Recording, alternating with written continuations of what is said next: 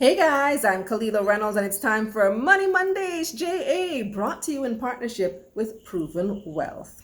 Well, today's topic was actually a question from Instagram. You guys are always asking me questions and suggesting topics in the DMs, also on YouTube, and I do read all your comments and take them into consideration, so keep them coming.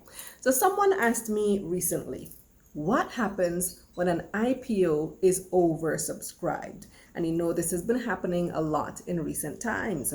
IPOs open and close sometimes on the same day because they're oversubscribed.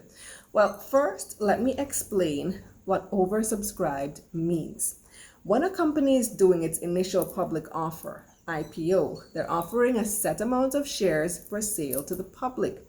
Let's say they're selling 1,000,000 shares in the company. When the IPO opens, the public is invited to apply for those shares. Now, it might be a particularly exciting company that's been recording strong growth year over year and has an attractive dividend policy, for example.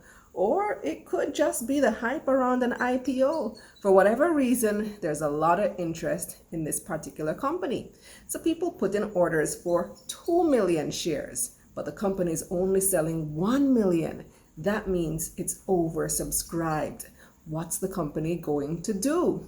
Well, there are different ways that a company can handle this. The first thing that will usually happen is that the offer will close early. You always hear an open date and a close date for an IPO, but sometimes you hear that an offer opened and closed on the same day. The other day you had the IPO for Caribbean Assurance Brokers, for example, which closed within 1 minute. If you're wondering how that's even possible, it's because you can apply for the shares even before the opening date, and the lead broker may start counting those applications before the opening date as well. When they realize, hold on, we already have more than enough orders, they'll make the decision that, listen, we can't handle any more orders. We're going to have to close this offer early. If we leave it open until the closing date, we'll only get more orders that we're not able to fill. Now, in some instances, you may hear a company taking the option to upsize the offer. For example, the TRANSJAMAICAN Highway IPO, which is closing today, Monday, March 2, by the way. It's closing a week early because it's been oversubscribed. They were originally offering 8 billion shares for sale, but in the prospectus, they put in an option to offer more shares if it's oversubscribed. That's called upsizing. So they're actually going to be selling 10 billion shares instead of 8 billion, and this allows them to accept more money. So that's one way a company can deal with an oversubscription. They can decide to upsize. But even with an upsize, sometimes people still want more shares that are available even with the upsized offer. When that happens, it means that if you applied for shares in the company, you might not get the number of shares that you wanted, simply because there aren't enough to give everyone everything that they wanted. So now you have to listen out for what's called the basis of allocation or the basis of allotment. And that tells you how the company is going to divide up the shares among all the people who applied. Again, let's look at the recent IPO for Caribbean Assurance Brokers, since that was oversubscribed. They were only offering a very small amount of shares to begin with.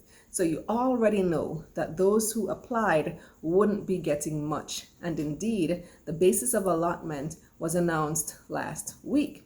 And those who applied in the general pool only got the first 1,000 shares that they applied for, plus about 1.5% of the balance. That's barely anything. So let's say you applied for 100,000 shares. These shares were selling at $1.91. So you were willing to spend $191,000 plus fees. But because so many people wanted shares, you can't get everything that you wanted. You're only going to get 1,000 shares plus about 1.5% of the balance.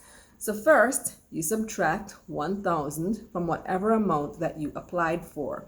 In this instance, you will subtract 1,000 from 100,000 and you set aside that first 1,000. You already know you're getting that first 1,000. That leaves you with 99,000 shares in the balance. And they're going to give you 1.47%, almost 1.5% of that 99,000. That's 1,455. Now you can add that 1,000 you already knew you were getting. That's 2,455. So if you applied for 100,000 shares in CAB, all you're getting is 2,455. A minuscule amount, no doubt disappointing to the people who applied. And I did say in my review that this was likely to happen because of the small number of shares being offered. Another thing I said is that this is likely to have an impact on price. When these shares start trading, many of the people who only got this tiny amount are going to try to get more. As the law of supply and demand dictates, if you have a small supply and a high demand, the price is going to go up. You can demand a higher price for any item that's scarce, and that same principle also applies to stocks. So these are some of the things that happen when an IPO is oversubscribed. Hope that answers the question. That's it for this episode of Money Mondays JA, brought to you in partnership with Proven Wealth. Thanks for watching. Follow me on Instagram at Kalila Ray and subscribe to my YouTube channel, youtube.com/Kalila Ray. If you like this video, hit that like button and share with a friend, and then watch Taking Stock this evening. First up, the explosion of the Airbnb market across the island has been pushing well-needed cash into the pockets of many Jamaicans. But there's a painful side effect, the tightening of the rental market. We'll explore both sides with President of the Realtors Association of Jamaica, Andrew James, and the operator of an Airbnb in Meadowbrook, Fabian Littlejohn. And later, the analysts join Mark Gale on the latest stock market developments. We'll take a look at both the PIOJ and the Bank of Jamaica's latest reports, and stocks everywhere have taken a beating amid the outbreak of the deadly coronavirus COVID-19. We'll discuss. I'm Kalila Reynolds. See you later.